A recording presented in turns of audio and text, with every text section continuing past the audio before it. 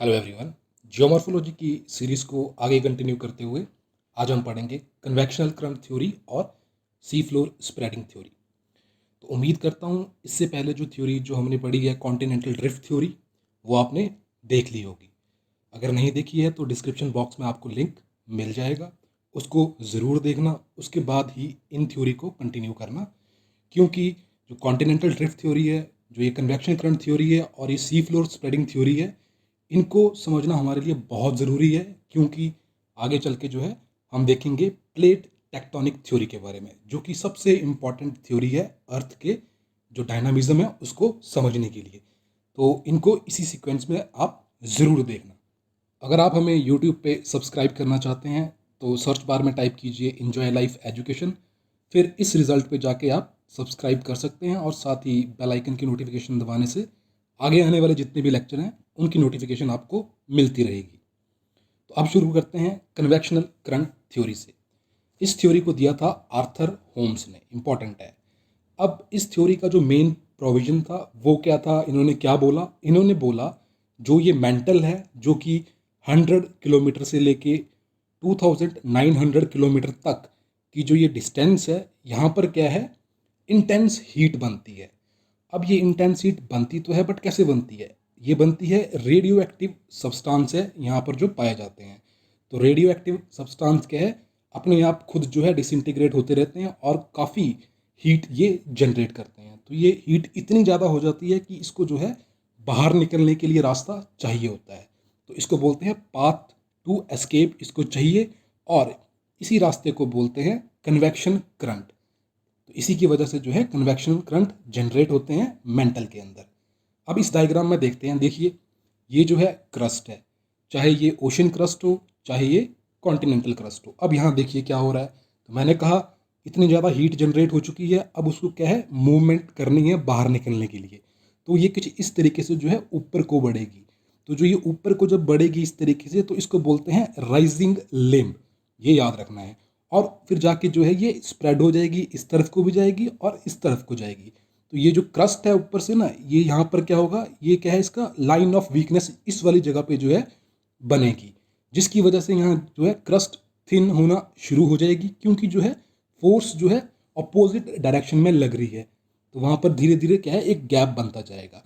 वो गैप बनेगा जिसकी वजह से क्या है, ये जो है मैग्मा जो है ऊपर आएगा, ऊपर आएगा और धीरे धीरे धीरे क्या है, बाहर निकलेगा। तो यहाँ पर कौन से वॉल्केनो दिखते हैं हमें? फिशर टाइप वॉल्केनो यहाँ दिखेंगे। और धीरे धीरे विद टाइम यहाँ पर क्या बनेगा, मिड ओशियनिक रिज यहाँ पर बन जाएंगे। और फिर ये असेंडिंग लिम्ब है, ये इस तरीके से मूव करता हुआ आगे को क्या है, नीचे को डिसेंड भी करेगा। ठीक है, तो इस तरीके से क्या है, सेल की फॉर्मेशन होती है। तो ये है राइजिंग लिम्ब जहाँ पर कि ओशियनिक रिज बन रहे हैं, और जो डिसेंडिंग लिम्ब जहाँ होगा वहाँ पर हमेशा क्या होगा, ट्रेंचेस बनेंगी। तो डिसेंडिंग लिम्ब में क्या होता है, जो ये क्रस्ट है ये नीचे को जो है कंज्यूम हो जाती है, तो वहाँ पर हमें ट्रेंचेस देखने को मिलते हैं। तो ये सब कहा था आर्थर होम्स ने। इस थ्योरी की जो सबसे इंपॉर्टेंट बात जो हमें याद रखनी है वो ये है कि जहाँ राइजिंग लिम्ब होगा वहाँ पर क्या है, ओशियनिक रिज बनेंगे, और डिसेंडिंग लिम्ब पे क्या है, ट्रेंचेस बनेंगे। तो इस तरीके से जो है ये क्या है, स्प्रेड होती है हमारी जो ये क्रस्ट है। तो ये कन्वेक्शनल करंट थ्योरी ने समझाया है। अब बात कर लेते हैं सी फ्लोर स्प्रेडिंग। तो नाम से ही पता चल रहा है कि ये सी फ्लोर यानी कि जो सी समुद्र है उसकी क्रस्ट के बारे में यहाँ बात हो रही है। वहाँ पर वो किस तरीके से एक्सपैंड करती है, इसको समझाया था हैरी हेस ने 1960 में। तो इसको समझाने के लिए जो है हैरी हेस ने जो ये कन्वेक्शनल करंट थ्योरी थी आर्थर होम्स की, इसी का ही यूज़ किया था। और उसने बताया कि कैसे जो है ओशियन करंट एक्सपैंड और स्प्रेड हो रही है। तो ओशियन करंट, जो ये ओशियन जो ये क्रस्ट है, यहाँ पर क्या है, मैंने कहा कि जब ये धीरे धीरे जो लाइन ऑफ वीकनेस जो ये बनती जाती है, जहाँ से ये असेंडिंग जो राइजिंग लिम्ब है ये क्या कर रहा है, वीकनेस की लाइन बना रहा है। तो वीकनेस की लाइन बनेगी तो ऊपर को जो है फिशर टाइप वॉल्केनोज बनेंगे, और धीरे धीरे धीरे विद टाइम यहाँ पर जो है मिड ओशियनिक रिजिस की फॉर्मेशन देखने को मिलेगी। और इस थ्योरी में जो मेन फोकस किया गया है वो उन्होंने बोला कि जो सी फ्लोर है ये स्प्रेड कर रहा है।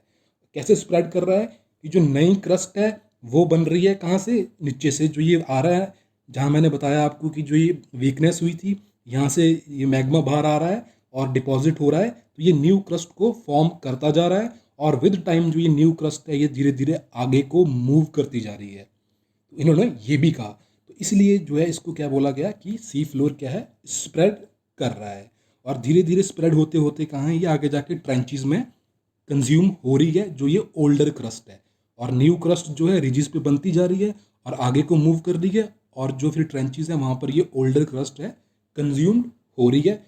ये इस थ्योरी ने बोला था।